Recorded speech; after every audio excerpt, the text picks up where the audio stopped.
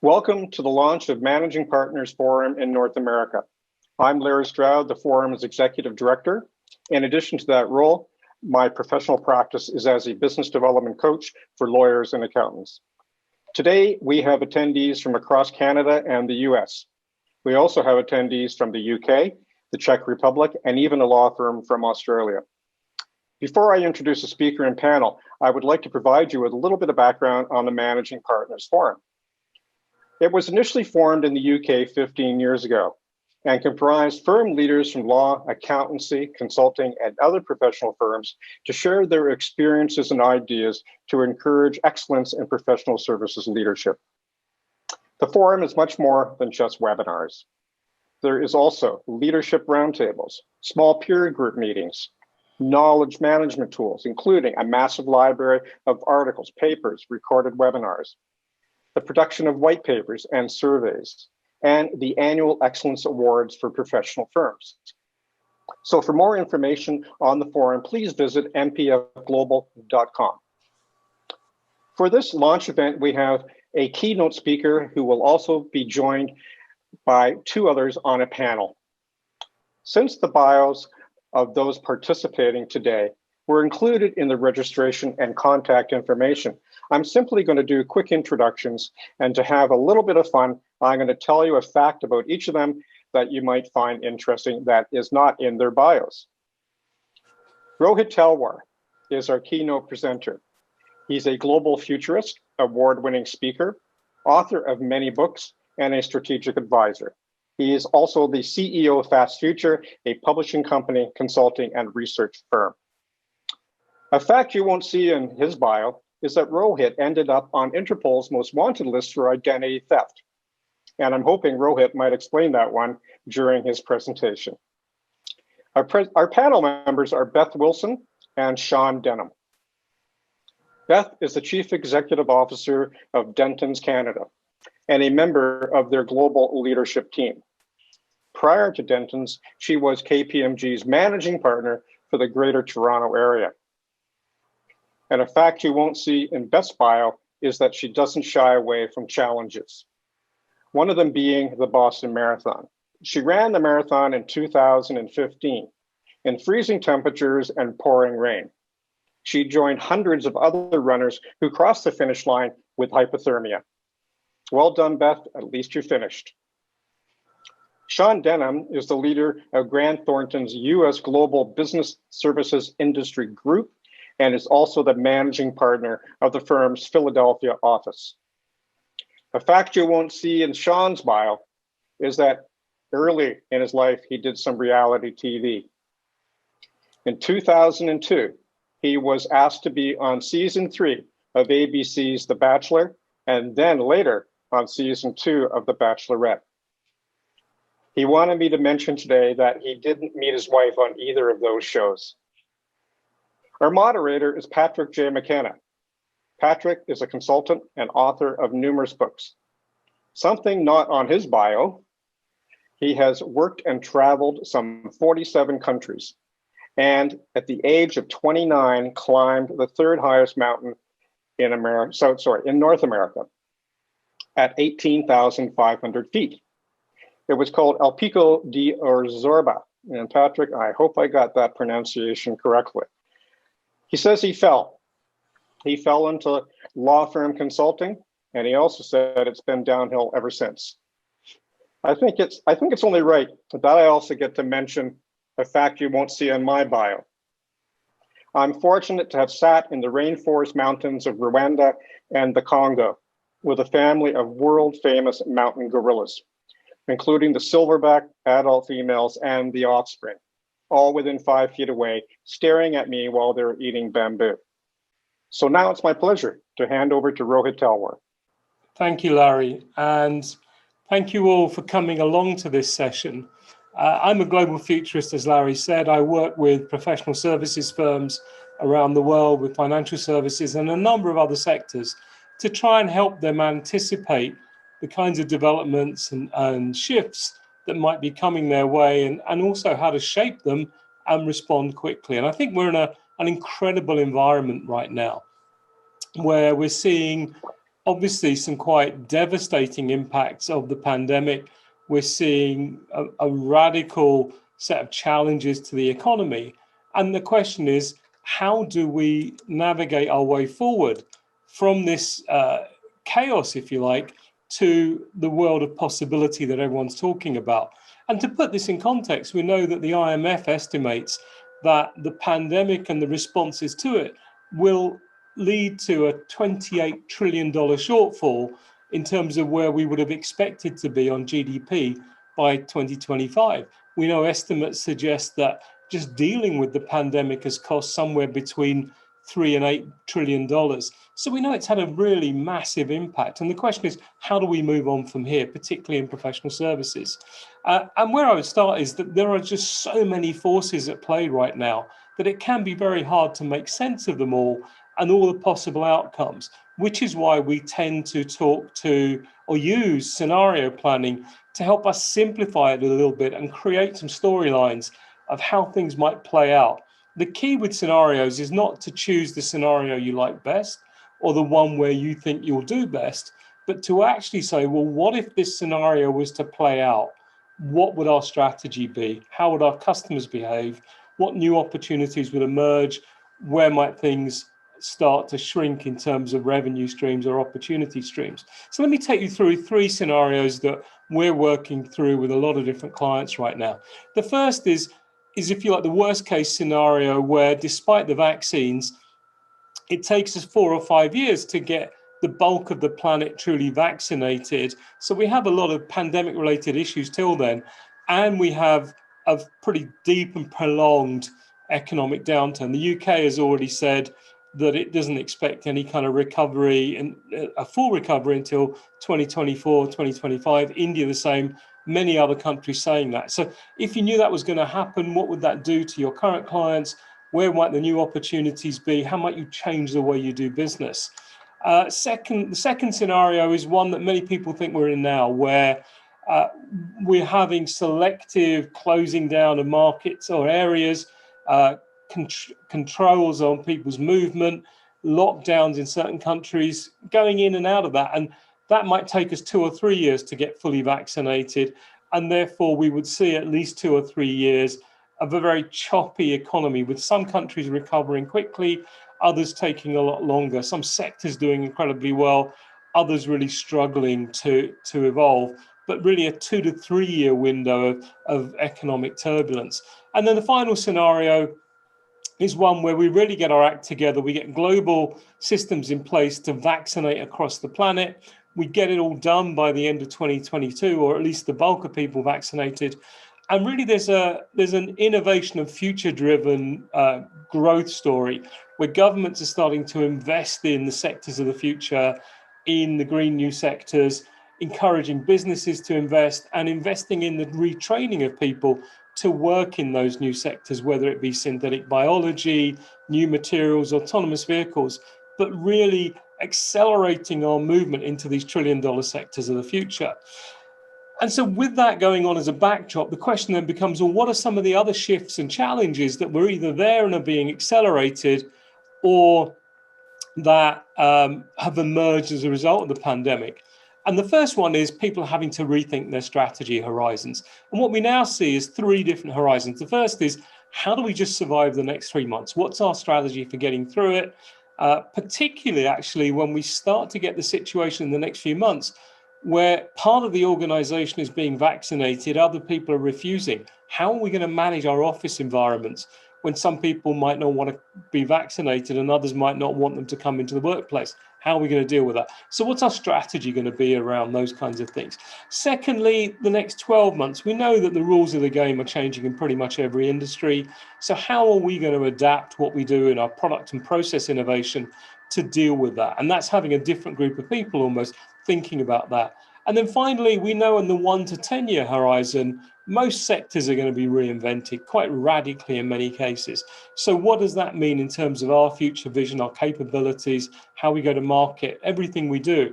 And the trick there is to take all those ideas about what might be happening in the long term and develop 2 or 3 scenarios for our industry, for the markets we play in, and to use those insights from those scenarios then to say, okay, what do we need to do in the next 12 months to make sure we're flexible enough and capable enough to respond to whatever might come. And obviously the first thing is, how do we reimagine professional services? We know that the world is in transition. I'm hearing from more and more professional services firms quite blunt questions coming from some of their customers who are saying, look, in pharmaceuticals, we've taken a 10 to 12 year process of developing a vaccine and we're doing it in less than a year. We're seeing people in the technology sector saying, we've delivered 5 years of digital transformation in less than 9 months. And we're seeing this in sector after sector. And the question is being fed back to professional services, which is, what is your equivalent of that? What are you doing to demonstrate that equivalent exponential change in what you do? And part of that is about, how do we shift the number of people who are actually going out there developing business? How are we encouraging entrepreneurship in our younger workforce? How are we developing a more adaptable, digitally literate workforce? And also recognizing that all the challenges we're going through are happening for our clients. So starting to think about, which I think many of you are already, how do we evolve what we deliver going forward that ties into the way our clients want to do business? So some are seeing that as a largely digital route. Others are seeing that the premium might come from retaining a very personal touch and the very strong advisory touch. The question for all of us, though, is, what does that vision look like for how we want to transform the firm? One of the things we've all learned from the pandemic is that most of us weren't as well prepared as we wish we could have been. So preparedness is now the new mantra. And in order to drive that, what we're learning is that we need to develop more skills and simplify our organizations internally so we can respond faster the more complicated the world gets. We're also seeing just how powerful digital has become in terms of the innovation engine room across the planet. We know that 7 of the 8 largest companies on the planet after Saudi oil are all digital companies. In 2019, Amazon, Apple, and then Microsoft all reached $1 trillion valuation. This year, Apple hit a $2 trillion valuation. Now, to put $1 trillion in context, on a good day, if you add all these companies together, if you add their valuations together, they don't quite reach $1 trillion. So it really shows how powerful these companies are becoming and how they don't see any barriers to any sector now, where they're simply seeing every sector as an accumulation of data and something to which you can apply innovative technology to transform the way it's done. So for all of us in professional services, we need to be mindful of, how do we either partner with these people, take investment from them, or how are we going to compete with brain power, with service, with experience, because we can probably never compete with them on a sheer technology level. So how are we going to play in that space when the digital players really see everything as fair game? And obviously, the technology that everyone believes is going to be central to the future is artificial intelligence, where we see these multiple stages of development, from expert systems and robotic process automation today through to artificial general intelligence in 5 to 10 years that's as smart as humans in every aspect of what we do, through to artificial super intelligence, which will be smarter than us and that could create whole new ways of doing things that we couldn't imagine. And then the singularity when we're connecting our brains. The key here is that the massive investment that went into this during the peak of the pandemic is really accelerating this development. China's pouring $430 billion into this. And so what we're going to see is a real acceleration and embedding of AI tools in all sorts of things we're doing. And that's why we think that for everyone in professional services, we can no longer say, well, I don't think that will happen, or it won't happen for a while. We need to make sure we truly understand the basic elements. And there's this great set of 6 modules offered for free by the University of Helsinki that explains the basics of AI. And we're really saying that you shouldn't be going in to see a client, you shouldn't be having an internal conversation now without taking those modules to make sure that you understand the possibilities and you don't get embarrassed. We also know that we're in a world where it's not just AI, but a whole range of technologies that are moving at exponential pace and starting to create the $1 trillion industries of the future. And this is very exciting for all sorts of reasons. During the pandemic, we saw a lot of countries suffer because they couldn't get goods in. And that's really accelerating this desire to bring production locally. We saw Canada do that around PPE and really wanting to make sure that it wasn't relying on foreign supplies. The OECD tells us that even pre-pandemic, globally, supply chains were shrinking about 50 kilometers a year between 2013 and 2019. More and more companies are starting to look at how do we get out of manufacturing in multiple locations and develop IP partnerships where we're selling IP to local players and we're licensing them factory designs, but we're getting out of manufacturing and really allowing for much more localized manufacture. A lot of countries are getting very excited about that. How do we build small footprint solutions? But the other big opportunity here, I think, for professional services is how do we play a role in that transfer of the big ideas coming through in these fields into small firms in a lot of different markets? How do we facilitate that? Whether it's an advisory role, whether it's helping to think about all of the financial and audit and tax implications of these new technologies, and obviously the legal issues that come with the adoption of any of these as they change the way sectors operate. We also know that the landscape is changing. Countries are becoming a bigger part, or central governments are becoming a bigger part of economic activity in their countries, simply because of the pandemic and the amount they've had to spend. The public sector is growing. So we need to understand the economic strategies, the tax policy to deal with these things, how much government outsourcing there will be. We've seen the incredible benefits that have flown to companies like Deloitte in the UK, where they've got 1,100 consultants at different times working for the UK government on different aspects of dealing with the pandemic, but also trying to understand what this is all going to mean for M&A, for financial engineering and litigation. How is all this going to play out? And really being very mindful of that and seeing how we can use our younger talent to play a big role in understanding these things for us, but also then going out and starting to develop the opportunities, particularly with startups that are born out of all this, because quite often those are being formed by people of a similar age to our young people, or who might even be their friends. So how do we help our young people develop the skills to both understand these opportunities and develop entrepreneurially in the marketplace?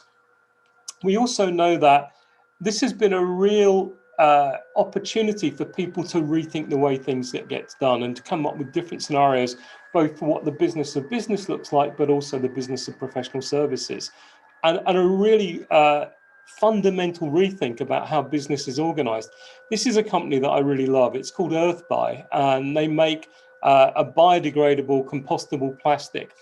But they didn't start with the whole design of how they were going to do it. They started with 3 principles, which were responsibility, transparency, and sustainability. And everything has to be built on those foundations. So they went to academics to design all of their processes. They adopted blockchain to monitor all their manufacturing so they have total transparency. And then they're pioneering the use of a particular green crypto token, both to raise money, but also to have to make available to customers. So if they purchase with those crypto tokens, they get a discount on the price of the goods purchased. That's a fundamentally different design, a fundamentally different business model. And I guess the question is, what role are we playing in helping people create those? But also, what kind of equivalent thinking are we doing for our own organizations to say, what does version 2 or 3 of our organization look like? We also see a lot of players really aiming for a bigger impact, both in terms of our own footprint in terms of sustainability, but also responding to client demand. And we're hearing more and more where clients are pushing back and saying to firms, show us what you're actually doing around things like equality and inclusion. And why is it, for example, that you've got a target of only having 30% of your senior partner roles or partner roles being women by 2030? Why not earlier? And we're really being challenged now to demonstrate that we're in advance of the marketplace rather than behind it. And this is this is one example on the screen. I'm not going to go through the details, but this company that's basically during the pandemic, in order to motivate its own people as much as anything, has gone out there and picked particular areas where it's going to put a focus in terms of helping local communities and NGOs to help them navigate through the challenges of the pandemic and really hitting on some of these sustainable development goals. And the question I'd ask every firm is, which of these goals are you really focused on in your business in terms of making a real difference?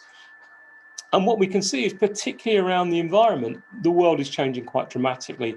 We have cities and countries now committing to being net zero on emissions and getting to net zero on waste, net zero on external energy consumption. And that's now spread to the corporate world. And we're seeing a number of professional services firms actually committing to get to net zero by 2030. I actually think this will get accelerated. And the question for all of you is, where is our firm on this? Now, obviously, during the pandemic, we stopped a lot of flying. And for a lot of professional services firms, that can be 60 to 80% of their carbon footprint. But how are we going to sustain that when business travel picks up to some extent? And really starting to ask the question about what radical shifts can we make to drive down our footprint and to use that learning and expertise to actually advise our clients. And so coming out of all this, I want to just focus on what I think are a few leadership priorities. The first, and I think this is a very good framework to work with from the World Economic Forum, where they identify these 5 core elements of what they see responsible leadership looking like. And we're not going to go through all of this. I'm just going to pick on a couple of elements of this that I think are really important. And the first is, how are we as leaders really framing the current situation and the year ahead? Are we positioning it as being one of just chaos, which we have to survive? Or are we starting to talk about this as a real opportunity to go after new markets, to reset the way we do business, and come up with fundamentally new ideas for both our clients and the way we are as an organization, including our strategy and our business model? One of the first things I think we have to do as leaders, and we're seeing the best organizations around at the moment are doing a really good job at unleashing talent to go out and find market opportunities, rather than partners saying, I just don't have time to do this. Yes, I can see all these exciting industries and startups and corporate venturing investments and sovereign wealth funds getting involved, but we don't have time to go and get alongside them to understand what they're doing. So part of this is about using our talent better to understand the opportunities, to frame them so that when we do bring our senior people in, they're really well armed, or those young people are given a license to thrill to go after the opportunities. The second is that all of us are pretty much genetically incapable of rationalizing our priority list. We create too many projects. There's a risk of creating overwhelm.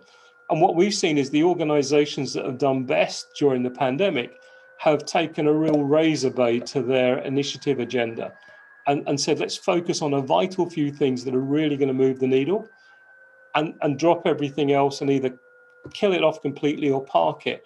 And then in 3 to 6 months' time, when we finish doing some of the initial things, then let's look at what's next. Because if we try to do everything, we know we're not going to do some of those things. We're not going to do some very well.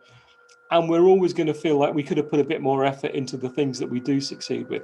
The next is about getting our heads around our technology and really stop blaming our technology or our data because we don't have the right information or a single view or the right applications, and really bite the bullet on delivering on that. And finally, the issue of human capability, making sure we're investing both in individual skills, but also the cross-training of people so they can be more flexible in our organizations.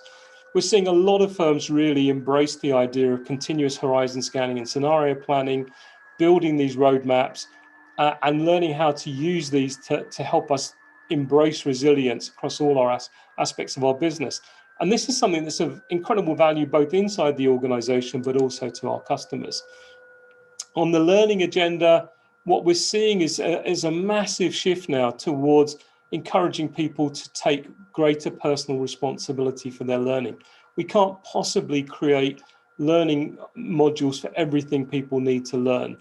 And even if we have open learning platforms, we can't necessarily find everything that people want.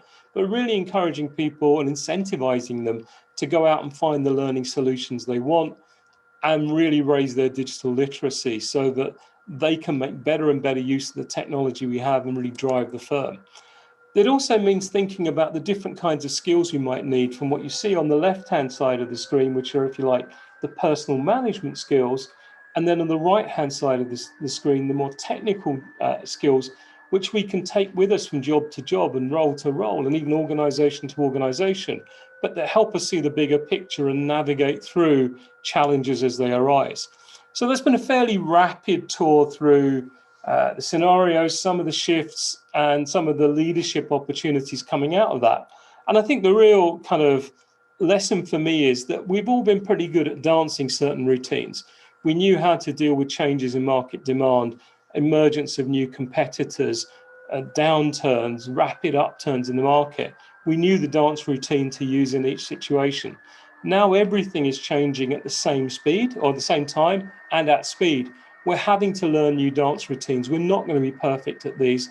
We're going to trip over ourselves. We're going to trip over our partners on the dance floor. But unless we get on the dance floor and start learning, then we're always going to be looking on and waiting for a better time.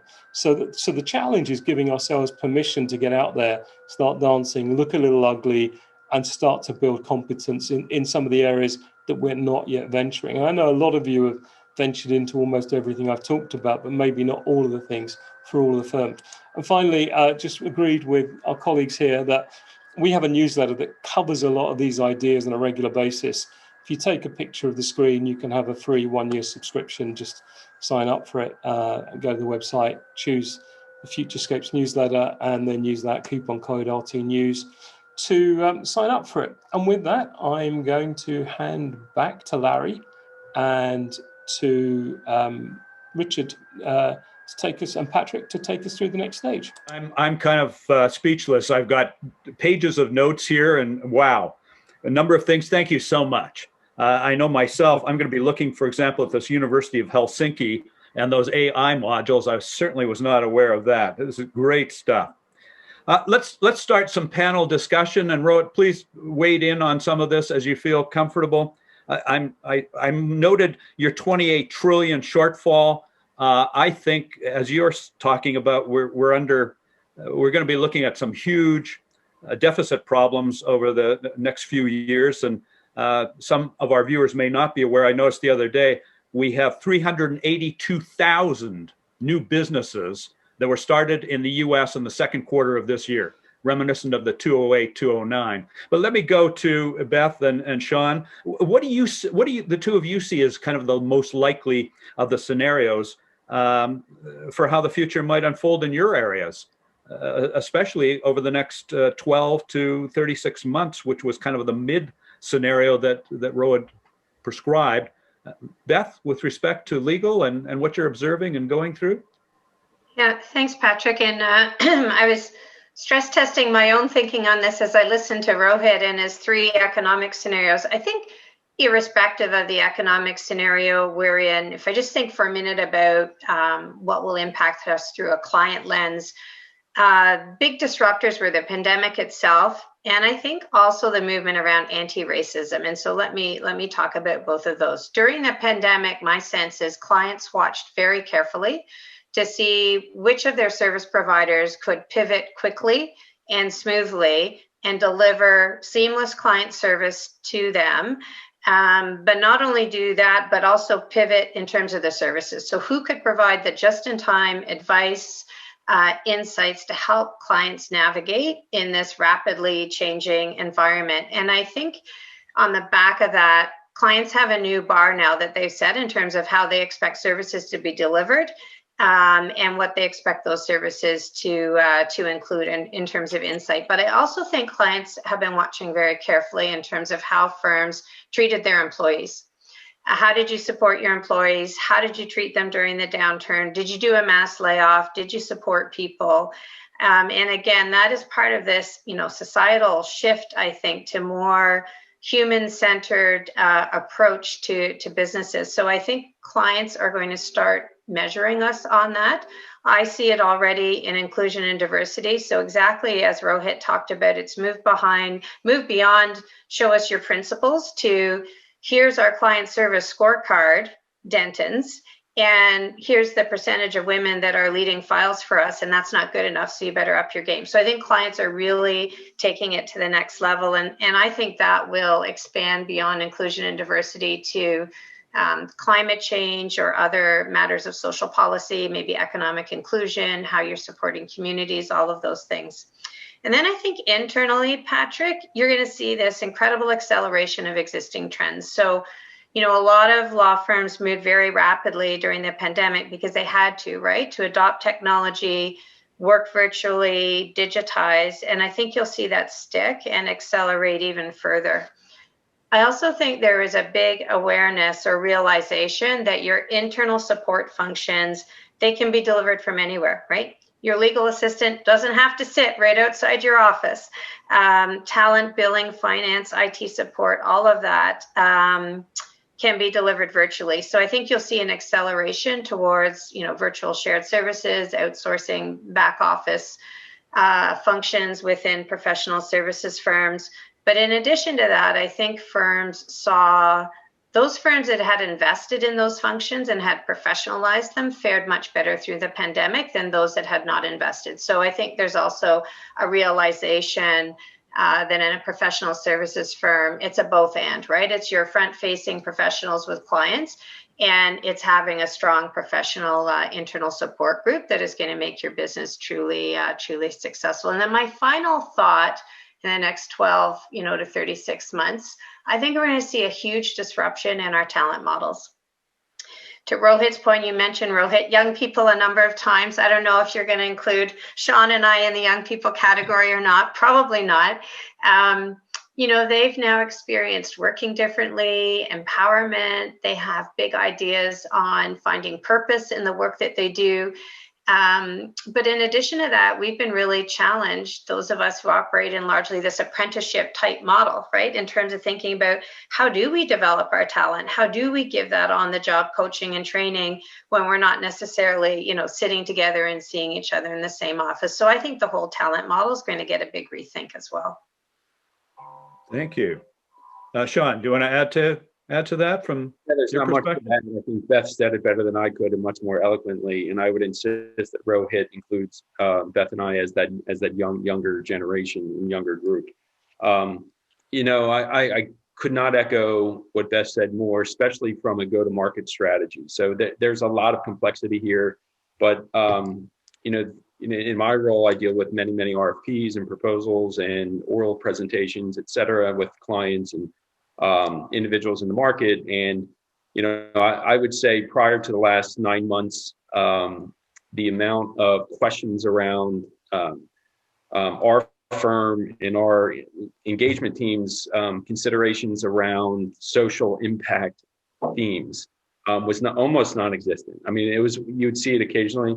Now it's led by that. And how DE&I, what are we doing from DE&I? And not just that, but insisting upon providing statistics on our firm compared to the market. So I think that's really important. And I think what Beth said from a people standpoint, just for example, and I'm sure we're all experiencing this, I lead an office in Philadelphia of about 500-600 employees. Right now, currently, we're over the last few months when we've opened the office, we have anywhere from 5 to 6 employees going into the office on a daily basis. Once, and I think as leaders, I think we all realize what you give to an employee, you can never take back from an employee or a colleague. And so I think when people are getting used to now not traveling, so our firm has audit, tax, and advisory. Our advisory employees and partners travel, 80% of their year. For the last 9 months, they've been home. And I've talked to partners, I've talked to our clients who travel a lot, and they don't feel they need to travel. I mean, the profitability of firms, despite revenue decreases, we're the most profitable we've ever been. And that's not just our firm, that's other accounting firms and other peer groups that I'm seeing. So how has the model of, a team of 12 on a client needs to travel from the East Coast to the West Coast and spend 4 days, fly home, how is that going to change? I think we've learned that we don't need to do that. How will that shift? Maybe it's a one person, if you need to be there in person. Maybe it's one person that needs to be there and the rest is virtual. But I think organizations I think Beth nailed it when she said the larger firms or the more advanced firms that were prepared for this compared to the firms that weren't, shifted very quickly. And I think that's almost going to become table stakes. So, finance transformation, that is now table stakes. So the organizations that have done that previously and have thought about automation and robotics, and they're going to be much further ahead. And the ones that aren't are now, I think, scrambling to catch up. Good points. Rohit, do you want to add anything to what you've heard? No, I mean, what both Sean and Beth said really reflects what we're seeing in the marketplace. I think the only thing I would really emphasize is sort of picking up that point about diversity and inclusion. I've now witnessed conversations, because I've been invited in by the client with their conversation with their professional services firm, where they've sat down and said, do you deliberately, and these are the words I've seen them use, do you deliberately choose, when you're at recruitment, people of color and women who are more stupid than the rest of the male staff you're recruiting? And you see a very embarrassed partner saying, of course not. We recruit on merit, and we recruit to a similar standard. And then they say, well, why is the progression through the firm so much worse? Whether it's, taking important roles on projects, leading projects, or making it to senior roles in the firm. What happens to them? What is it your firm does to them, to these bright people, that suddenly means that most of them are not capable of taking senior roles? And why is it you're now saying that you're not going to be able to fix that until 2030? And even by 2030, you're not going to be at parity. And so I think the industry or professional services is really going to have to take that very, very seriously. I think the other thing the sector has got to wrestle with is, how does it now do that apprenticeship model? If you look at a lot of the people who've been recruited this year, because graduate recruitment is still happening, they're never meeting another human in the firm. They're doing it all online. They're not having a partner whisper in their ear, shut up, or say this, or think about this. They're not having the 5-minute conversation at coffee where the partner or the senior manager explains the conversation you've just sat through or has told you to do something. They're missing out on all of that. And so no one's got it right yet, but starting to think about how do we do the development of that generation coming through in a way that gives them the kind of training, experience, know-how, know-what that they would have gained had they been inside the firm in a physical sense. So I think those are critical, and I think the sector has really benefited from being forced to work from home in terms of the massive uplift in digital literacy. I think one of the challenges now, though, is to respond to those client pressures around, well, we've made an exponential shift in terms of our drug development process or our technology adoption process. What is that equivalent exponential shift you're making inside your organization? And we're seeing some of it. We're seeing it with the use of AI, where in audit tasks or various kind of tasks in tax that would take 2 to 4 days are now being done literally in seconds by using AI applications. So we're seeing some of that, but I think there'll be a real challenge to do more and more of that and demonstrate how professional services can make the equivalent leap. Because otherwise the question becomes, well, how can you advise us on doing it when you yourselves are not demonstrating it inside your organization? How can you demonstrate to us that you understand what it feels like to make that massive emotional shift from a process that took 10 years to one that takes 10 months when you've not been through anything similar yourself? So I think that those are some of the things I would pick up on. Let me pick up on a kind of a theme that the three of you have touched on around this apprenticeship model aspect. I think since this crisis, I've observed firm leaders spending more energy taking care of their people, communicating authentically, honing their own leadership abilities. The question arises as we're thinking about this, and none of you have touched on it, the mental health issue, for example. We've got some people that are under significant pressure. Go back to the apprenticeship model, as you've touched on it. Is the best mentoring and coaching meant to be serendipitous or a deliberate process? In other words, people are saying, gee, when we're back at the office, we kind of run into each other in the hallways, and I could spend some time coaching and working with the people in my team, in my group. But what I'm hearing from leaders now is they're saying, hey, this has given us an opportunity to really be deliberate about maybe doing one-on-one coaching with the people in our group and spending the time, focusing the time on doing that, which is creating a whole different environment. Thoughts, comments, observations? Beth? Agree 100%, Patrick. I'm thinking you must have overheard a conversation I had with our Vancouver managing partner last week, where we had this conversation around how do you recreate those opportunities virtually, and the only way you can do it is deliberate. And there's a bit of a there's a discomfort with that. For example, with partners, if you say to them, part of your new daily routine has got to be, a standard check-in where you're coaching and overseeing the associate working on your files. You have to initiate it, because for a lot of the associates, they feel really awkward about purposely picking up the phone and interrupting a partner, even though they wouldn't have hesitated in the office to stick their head in the partner's office or talk to them in the hallway about it. And so I think we really have to work hard with our partners to change that behavior and kind of teach a new way to do mentoring, coaching. And I think for a number of partners, the penny's dropping, that a big part of their role is as a people leader, which they probably didn't think of before, because to your point, it just sort of happened. It just sort of happened without really being intentional about it. And now they have to be intentional about thinking about understanding each person on their team. What's their personal situation in terms of the stresses that they're under? How is their mental well-being? Where is their resilience at? How do I coach and develop? And how do I help all those people feel like they're still part of something bigger, right? That they're not just an isolated lawyer sitting in their home office, head down, doing work, that they're part of a team, that they're part of a firm, that they're part of a bigger culture. I think that whole talent model's really got to be disrupted in order for this to work. And some of our leaders are now being called upon to lead. Exactly. Shocking. And actually leadership matters. So yeah. And with job descriptions that are full of administrative minutia that I've looked at in some instances, but nothing talking about people. Yeah. But that's maybe one of the positives. Sean? Yeah, I think this topic, Patrick, is our firm's, at least our service line leaders, number one issue. So there's a lot to unpack there, but obviously, what Beth hit on from a talent standpoint, the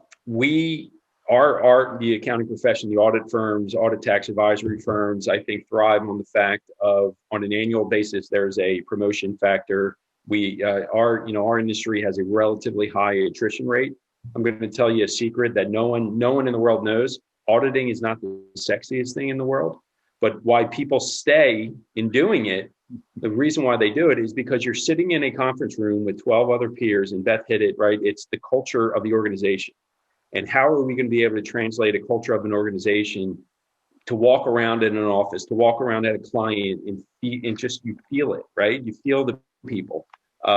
And to not have that interaction, it's a huge concern for us, right? The accounting profession, it has about a 24% attrition rate year over year. So we replace a quarter of our employees every year. They move on to other firms, or they go to private industry, et cetera. And it's a real concern. And how do those first years get the development by not sitting in that room with the senior and the manager and the partner across from them learning? And so, we have not figured it out yet. We talk intentionally about it and not as serendipitous about it. But again, I also think there's the two pieces to it. It is the intentionality behind it, where we are working on it, also trying to balance that Zoom fatigue a bit. But it's incredibly necessary to have to push through the Zoom fatigue a little bit, because you need that interaction. So I think what Beth said, we're doing the exact same thing, right? We have, you'll have virtual rooms and people are working on the rooms, but at least you can interact. We're asking partners and managers that might be bouncing around between clients to actually set time to come into the room. That interaction, and those associates in first years and second years and third years want that interaction with the partner group. It's really important. They want to know that someone's looking out for the career. And when you don't have that personal interaction, sometimes there's a fear you could lose that. Good point. We've all come to embrace the fact that the very word normal has become rather useless, and the idea of business as usual somewhat laughable. So, let me start with you, Rohit, as you set this out. What makes you optimistic about the future? Well, just before I come to that, if I could just add to the points made by Beth and Sean, I think the key here is, as they've suggested, it's not just treating stress or overload as one thing. It's breaking it down into the individual components, whether it be client contact or partner contact, and starting to think about what the different mechanisms are. So we've seen a lot of firms in all sorts of industries set up mechanisms, for example, subscriptions to care.com. So you can you can sort out childcare you can sort out elder care. Situations like Sage, where they've just won a leadership award because when they've been on a video call with staff members and a child has run across the screen or a partner's run across the screen, rather than having the staff member apologize, they've actually said, oh, let's have a chat with the child. And they're showing an interest, that same learning you would do about that person in the workplace. They're actually saying, no, this is your life. Let's make sure we understand you and we take away the stresses of you trying to maintain some sort of divide. I think the other one is around providing access to coaching and counseling services that are outside the firm. And I've seen a number of companies do this where they've just said, you have a budget, you can go to any one of these providers or one you choose yourself. We don't need to know anything about what you're doing. And whether it's about relationship management or, whatever, have the argument, have with your parents, whatever's going to help you get through the next few months, just do it. And then the final one is around staff engagement surveys. Everyone does them. We're maybe not quite as good as them following through on them because we see it as leadership's responsibility to come up with the answers. The best models I'm seeing right now are when they turn that back to the staff and say, look, here's a new issue that's come up now. Here's a new thing that some of you are raising. How do you want to deal with this? What do you want to see happen? And then treating everything as a continuous experiment to say, okay, let's take your ideas on board. Let's try them, see if they work. If they don't, we'll adapt them. But rather than adding it to the workload of already pressurized senior management and leadership, let's just hand more and more responsibility. We trust these people to go out and service our clients and generate the revenue. So we should trust them to, design the working practices inside the firm and the care practices. And then I've forgotten what your question was. That's okay. But the question was, what makes you optimistic about the future? So it's a few things. So you mentioned that example. Was it 382,000 new businesses? Yep. So people who feel inspired to do something. I'm very inspired by a lot of the smaller solutions that we're seeing around the Sustainable Development Goals, whether it's recycling projects, whether it's education projects that can scale, that will lead to new jobs, new learnings, and hopefully solutions. And I think it's those kinds of things. And then the shift we're starting to see in bigger firms in terms of just adapting their business model, thinking about how they integrate these technologies and have them serve people rather than just replace them. So I see a lot that encourages me. I also see, and I'm sure we could all list them, some things that are quite worrying that are going on. Where I think you already did a good job of nailing those down. Yeah, the risk of technology just automating people out of jobs without any thought for how we support them into what they might do next. Sean, what makes you optimistic? Well,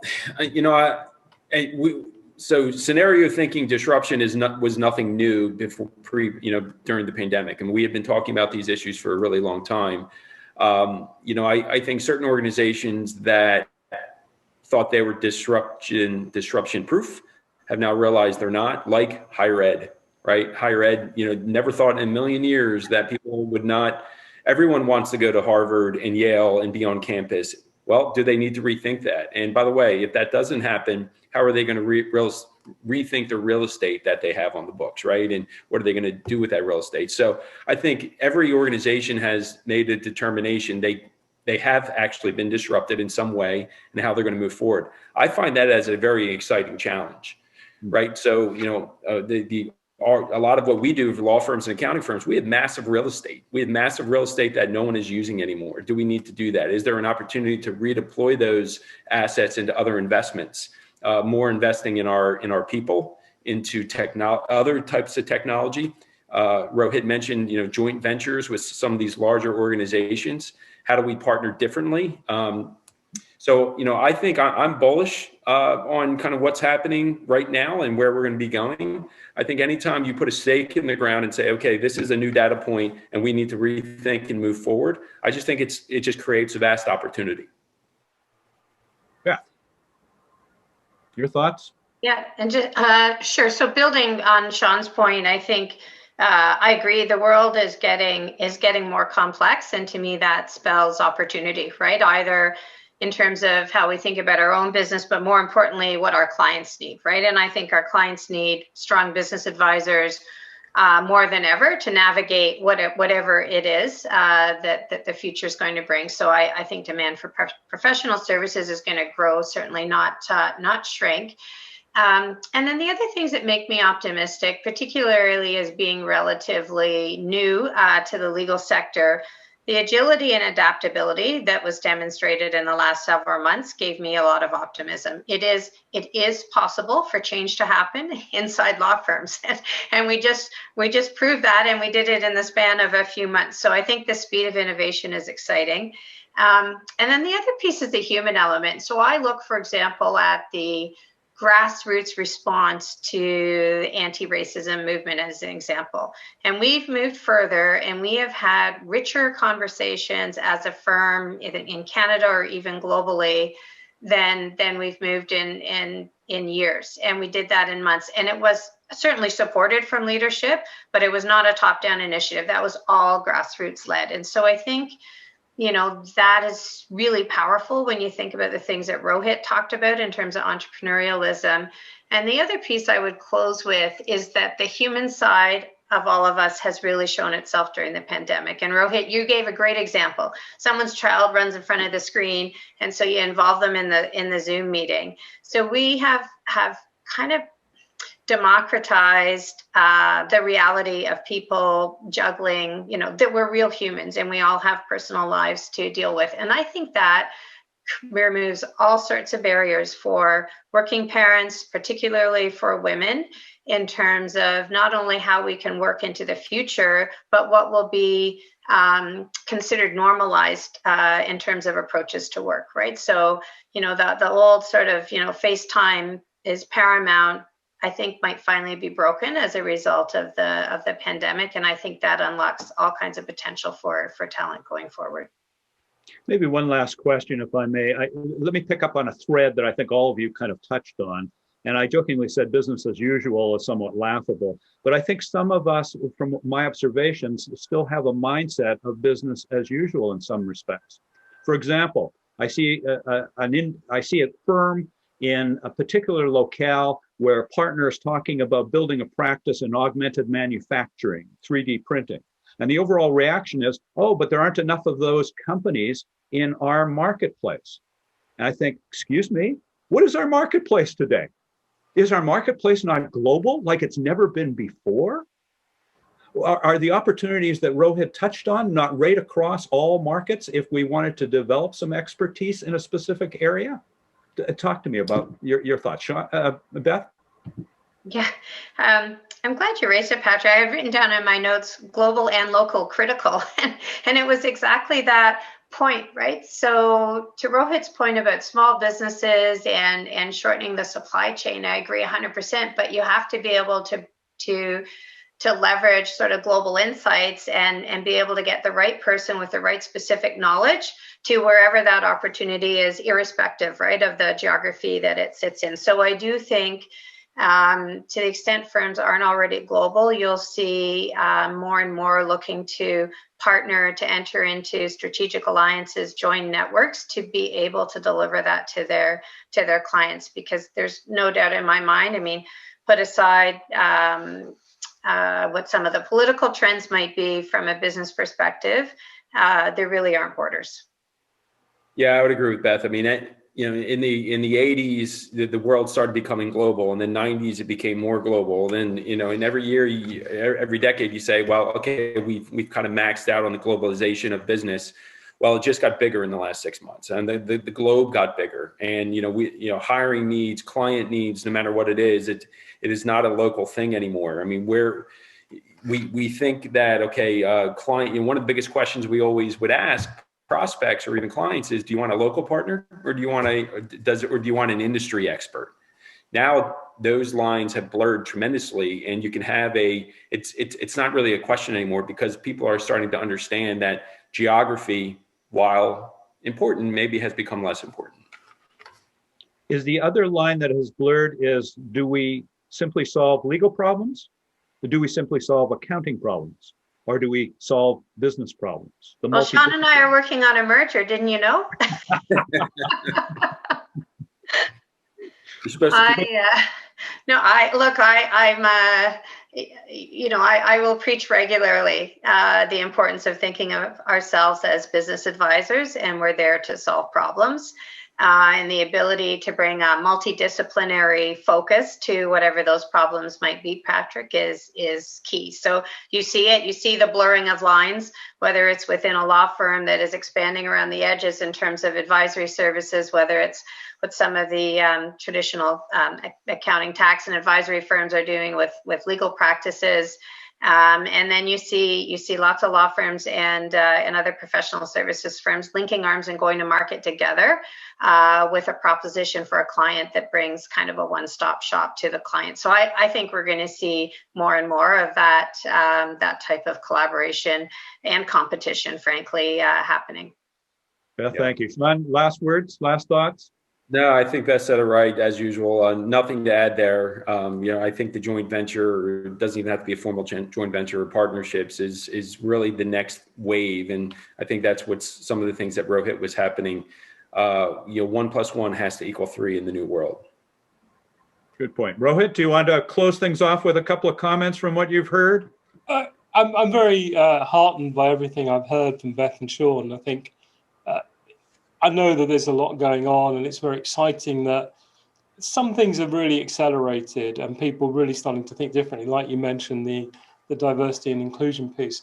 I think the key challenge now is, having been through this sort of rapid transition period with the pandemic, is not to lose that intensity of focus on continuously adapting ourselves, and not to try and slip into a more relaxed gear to assume that we've now got to the new normal sort of second half of next year to say, well, we're pretty much all vaccinated. Let's go back to how things were, or stabilize here. I think it's that continuous pushing of ourselves and continuous challenging to say, where do the next radical ideas come from? How do we shift? And how do we make it everyone's responsibility to think about the future of our firm? Hear, hear. Folks, I'm honored to have been part of this inaugural webinar. Thank you, Rohit. Thank you, Sean. Thank you, Beth. Larry, do you want to make some final comments before we say goodbye? Thank you, Patrick. Yes, I think that was a very great session, and I'm very proud to have this as our inaugural session for the Managing Partners Forum North America. So thank you to our keynote presenter, Rohit Talwar, our panel members, Beth Wilson and Sean Denham, and our excellent moderator, you, Patrick. Thank you. And what are we holding up there, Patrick? These are a couple of Rohit's books. I thought I'd get a big smile out of them, out of my library. You got to move it over further there. Yeah, I know. Rohit has a number of books, as does Patrick. So please visit their websites. Unfortunately, I don't have a book. Either way, just a reminder to visit mpfglobal.com for more information on the Managing Partners Forum. We will be in touch to get more feedback on today's event and input for future topics. We'll be holding another event early in the new year, so we will be in touch. In the meantime, be safe and have a happy holiday. Thank you. Thank you for attending today.